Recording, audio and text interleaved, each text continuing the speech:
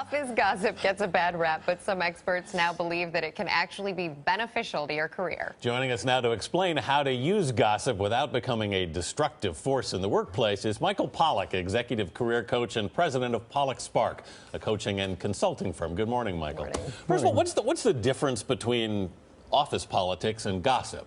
Well, office politics is probably about getting ahead in your job, about power plays, about a career advancement, and gossip is much broader than that. Well, gossip can be very useful. Very. It's a part of it. It's an important part of it. From a very young age, though, we're taught not to gossip, don't talk about other people behind their back. Sell me on this idea of how it can actually work. I know, it's funny, isn't it? Everybody says, no, I don't gossip. No, gossip is bad. Everybody gossips. We all gossip. It gets a terrible rap. We're social animals. We need to know what's going on around us. That's what I think this is about. I think, when you work in an office, it's a society, it's a group of people. Often it's teams, you're working together. There's alpha dogs, there's the people who know what's going on. You could sit alone in your cubicle and never talk to anybody, but then you would probably get left behind. You would not advance your career. You would probably not get funding for your projects. You'd probably not get the support you need. So I think that gossip, benign gossip, somebody said to me, it should be delicious, not malicious. Not malicious. Oh, but so many things are so delicious. I know, and the delicious things are often malicious, I'm afraid.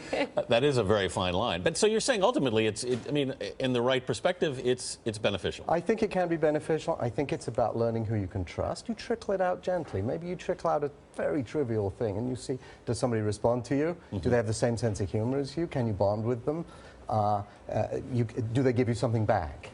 It's a two-way thing. With that getting something back, what are you looking for specifically? Well, that's very interesting. I think if it's just the gossip, the non-office politics stuff, you're looking for a relationship. You're looking for a bond. You're looking for understanding. Who around you can you trust? Who around you is an ally? Who can be a friend?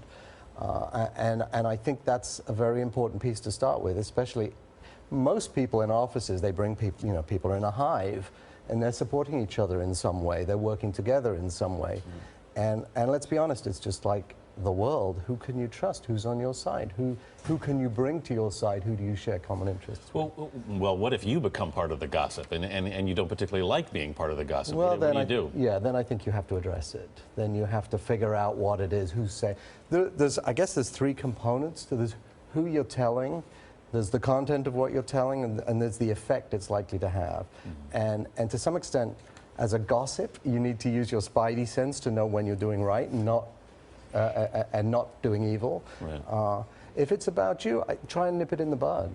Or I think you have to. I was talking to somebody yesterday, an attorney at a big law firm. I said, so how about gossip in your firm? He said, oh, I don't hold with it at all. I don't do any of that stuff.